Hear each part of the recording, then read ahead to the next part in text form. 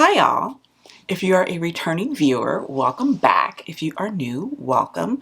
My name is Amira, and today I'm doing something a little bit different on the channel. Today I wanted to talk about perfume. Now, just to give you guys a little background, perfume, besides makeup, perfume is one of those things that I love and that I enjoy spending money on.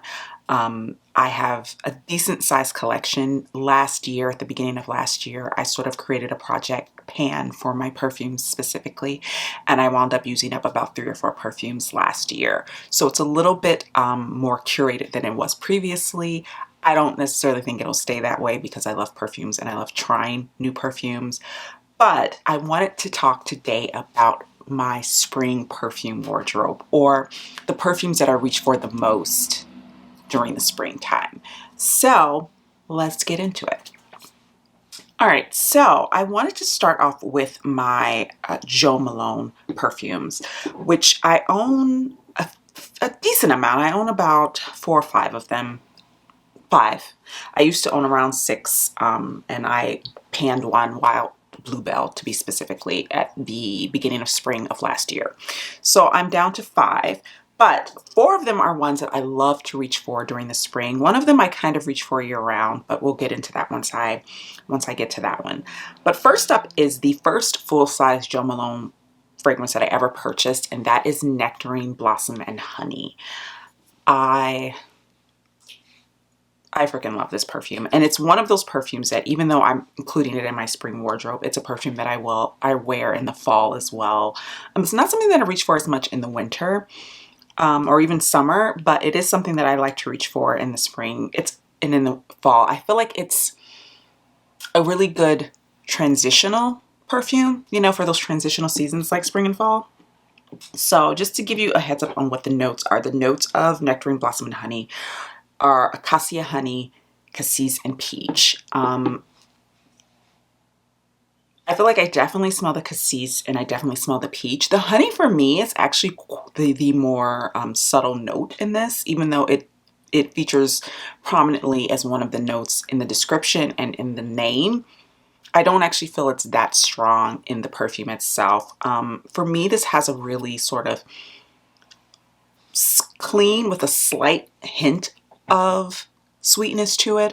I'm not someone who loves super gourmand or super sweet perfumes. The notes that I tend to like are citrus. I love vetiver and bergamot.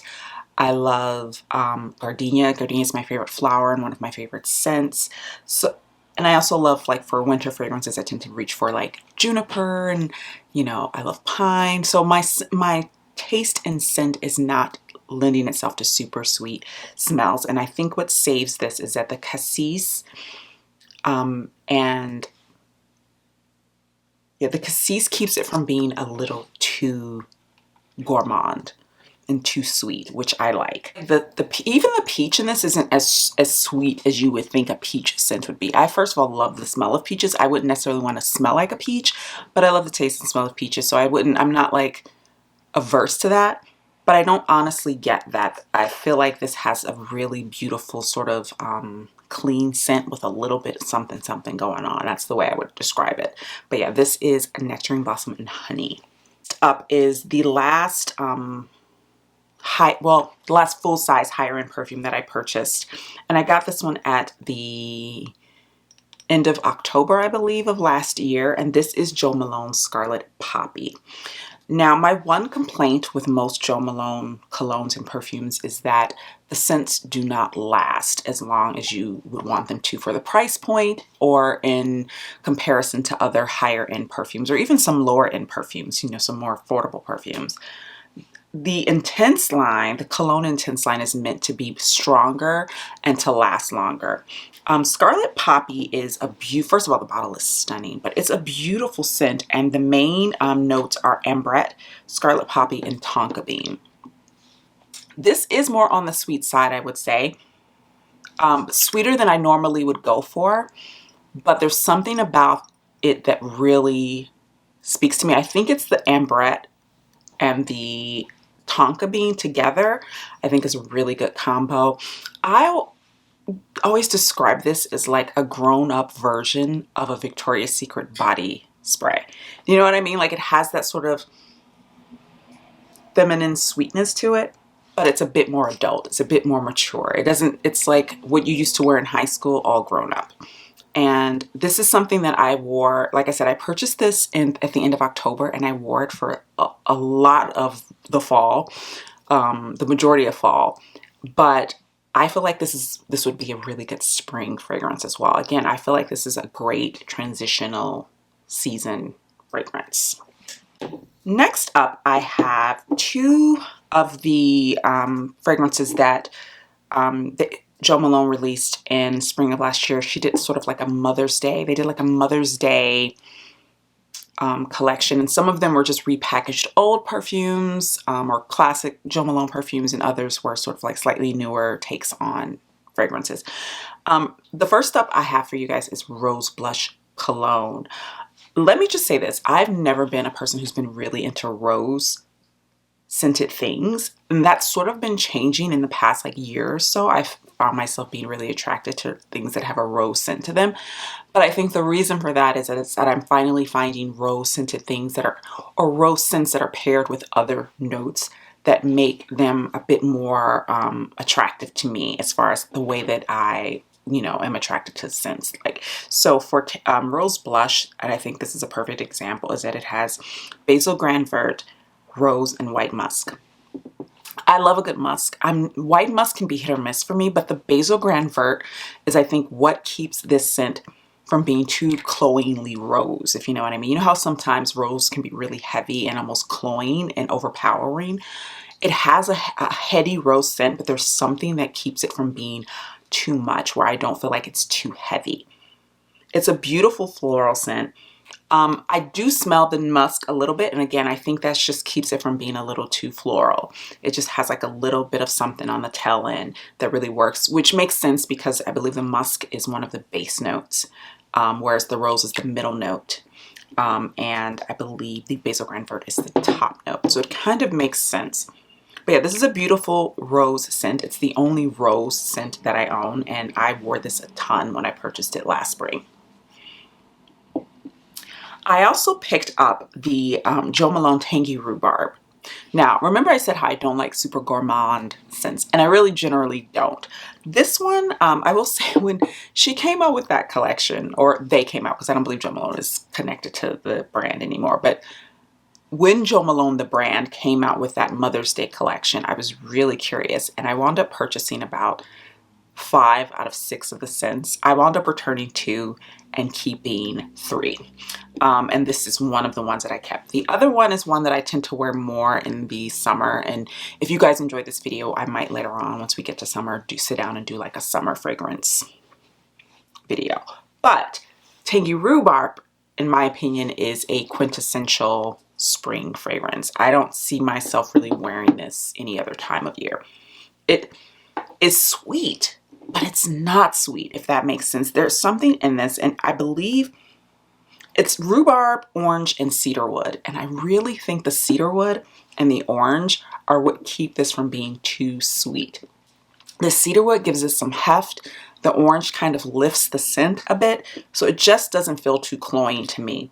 You smell the rhubarb, but it's not the only thing going on. You know, like when I smell it, I go, oh, rhubarb, and something else. You know, I don't just go, oh, you smell like sweet, sweet rhubarb. No, it's got a headiness and some heft to it that it keeps it from being too sweet and too cloying for me. This is another one that I was very surprised by, that I enjoyed, and that when I purchased this, I fully was like, I'm probably going to wind up sending that back. And I didn't. I was actually quite surprised about it. I wound up sending the orange peel one that she came out with back because it really didn't smell like orange peel to me. I was looking for something that was really citrusy, and it actually wound up smelling quite heavy and not at all what I was looking for. But I kept Tangy Rhubarb and I wore it a ton. I was really, during spring of last year, switching between the two of these quite often. Next up, I have one of my all-time favorite fragrances, and that is Toca Florence. I love this perfume. I originally purchased it in like a little mini size, and I loved it so much that I splurged and got the large size. And Like I said, gardenia is one of my favorite flowers. Well, it's my favorite flower, but it's also one of my favorite scents. And this has a very prominent gardenia scent. If you don't like the smell of gardenias and you find gardenia to be too heavy, this is not going to be the scent for you.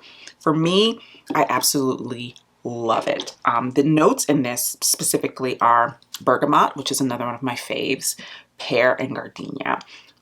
You can smell the bergamot. I don't really smell the pear all that much. Maybe when it fades, I can smell it a little bit more. But I really smell the gardenia with a little like dash of the bergamot, mostly in this fragrance. And I feel like I wouldn't wear this in fall. I wouldn't wear it in the summer. I wouldn't wear it in the winter. But this is such a great, like, classic, sort of mature spring scent. It's beautiful. Next up, I have Malone Getz Vetiver. And like I said, the cat just just ran in here. I'm like, what was that? But like I said before, Vetiver is one of my all-time favorite scents. It's one of those notes that if I see it in a perfume, it immediately catches my eye, and I want to smell it. Now, it's not always 100% a hit. It of course always depends on what else is going on in the perfume, but generally speaking, if something has vetiver in it, I'm probably gonna like it. Same goes for like bergamot or gardenia. But I was actually surprised at how many other notes are in this when I was pulling up the notes from their website. It has quite a lot going on, and I was actually surprised by that because it's such a strong vetiver scent. And vetiver is like on the base note, which I found very interesting. So the top notes in this are bergamot, grapefruit peel, and cardamom. The mid notes are white iris, celery seed, and the base is warm amber, vetiver, and guaiac, which guaiac is the heartwood of the Palo Santo tree, which I love the smell of Palo Santo. So I was like, okay. And then I went and smelled this again, and I was like, okay.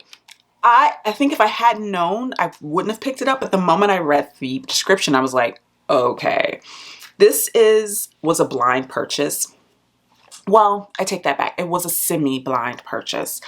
I had had a sample of the bergamot perfume that Malone Getz has. They also have one that's a bergamot fragrance, and I don't own that yet, but it is definitely on my wish list. At the time, I had another bergamot fragrance from Philosophy that I was working through that I actually finished last year. So I was like, I'm not going to bring another bergamot specific perfume into my collection until I finish this one up. But when I smell this, I will say, I was like, oh my God, it's just vetiver. It's pure vetiver. I love it.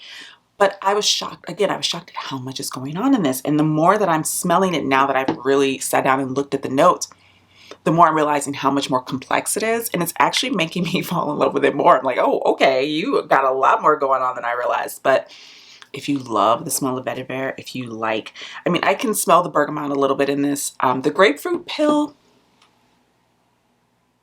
not so much. It definitely has a citrus element. I wouldn't say I automatically know that it's grapefruit pill, but vetiver can kind of, and bergamot also can sometimes take on citrus type notes. So that wasn't that shocking to me. But the grapefruit is for me, it's very minimal. And I could see it kind of lifting things up a bit because of the fact that this has such like heavier scents, like, you know, the warm amber and the guaiac and the cardamom and, you know, the celery seed and all those things. And the vetiver. It just sort of, I can see now how it keeps this from feeling too heavy, because this doesn't feel heavy to me. I've worn this in the winter. I've worn it in the spring. It works in both seasons. It works. I don't know if I'd wear this in the summer, but like I said, I've worn it in the spring, I've worn it in winter. I have worn it in the fall as well, and it works for all of those seasons. So I think it's a great, really well balanced fragrance. And finally, I have two fragrances that I purchased from Ellis in Brooklyn. And at the end of last year, before I went on my no-buy, I had a bunch of rewards from Ulta, and I decided to go on like a little fragrance spree. Two of the fragrances that I picked up were two of the purse-size versions of Ellis in Brooklyn perfumes. So the first one I want to talk about is, actually, let's talk about Sweet first. I'll end with West. Let's talk about Sweet first. It's called Sweet. And like I said, I don't like overly sweet fragrances, but I was feeling a little caution to the wind. I was like, you know what? I'm using rewards. I probably wouldn't purchase this with, my money, go out and buy it. But now is a good time to try something new and see how I feel about it. And this surprised me.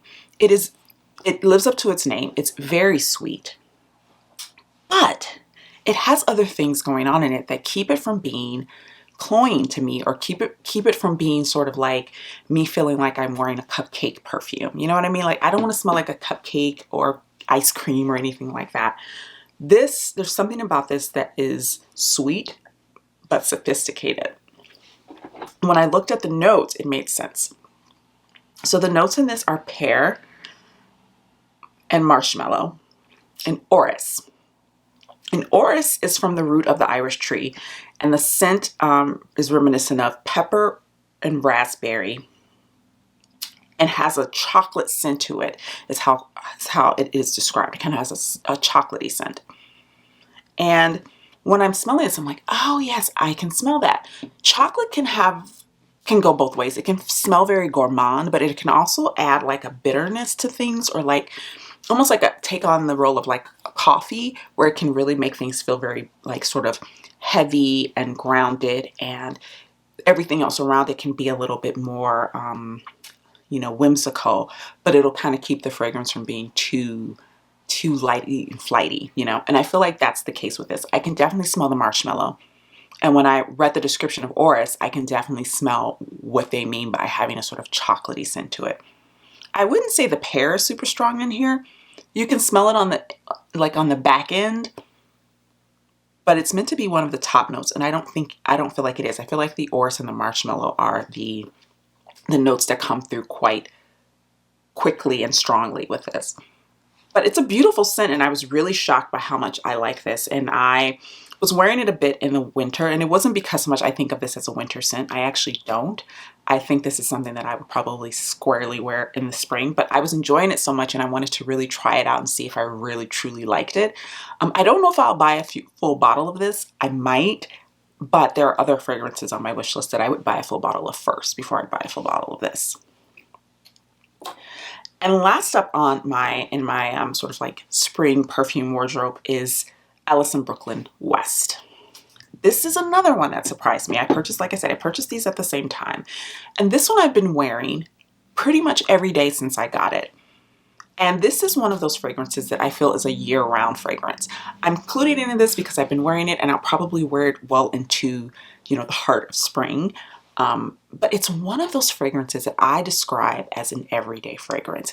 It's one of those fragrances that you can put on no matter what the season, and it'll work.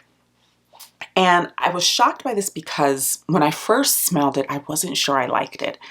It's grown on me over time, but I wasn't sure that I liked it at the time. It had a very soapy, kind of sophronic smell to it that I was not a fan of. And I still, when I smell this in the bottle, kind of smells like, soap, like bar soap, which I was like, I don't like that.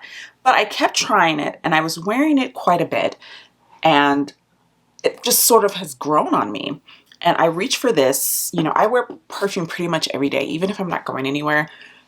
It's just, I think I get it from my mom, who wore fragrance. She's kind of fallen out of that habit now, but when I was younger, she wore fragrance every day, no matter what. And I have done that as well for the most part, even during lockdown, even if I wasn't going anywhere or in any makeup. When I got out of the shower and got dressed, I would put some fragrance on because it just made me feel put together. And this is something that I've been reaching for. Even when I'm not, going out or doing anything, I will spray a little bit of this on because it just makes me feel put together. And it's just a really good everyday fragrance. The notes in this are blood orange, water lily, and I was actually surprised by this because I just looked the notes up today. Well, I looked them up again today to write my notes, but I looked them up a couple days ago, and I was shocked because this has vetiver in it, and I don't smell vetiver at all in this, but it made me think. I was like, maybe that's that little thing in it that's kind of keeping me from disliking this, because like I said, it has a soapy smell, and I really do think that's the water lily. I feel like water lily sometimes can kind of smell very soapy in certain fragrances, and it does have that element to this, but it has other things that draw me in, and I think it's the blood orange, which is the top note. The water lily is the mid note, and then vetiver. And I was like, oh, this is why I like this. It's the vetiver and the blood orange, because it just keeps it from being just a little too soapy once you put it on your body and it sits and it, it acclimates to your body temperature and your chemistry. For me, it grows on me. Like when I first spray it, I don't like it. When I smell it in the bottle, I don't like it. But once I put it on my body and it warms up, I love it. So yeah, this is a good everyday, every season type of fragrance. All right, guys, so that is my spring perfume wardrobe. Let me know in the comments what some of your favorite fragrances for spring are. I'm always in the market. I'm still in my no buy. I'm in the final few weeks of my no buy, but I'm always in the market. Like, I'm always looking for fragrances to add to my wish list. So if you know of any new fragrances that I can add to my wish list, let me know. Like I said, I'm always on the lookout, and let me know what your favorite spring fragrances are. If you enjoyed this video, please be sure to like it. And if you are not subscribed, please be sure to subscribe, and I will see you guys in the next one. Bye now.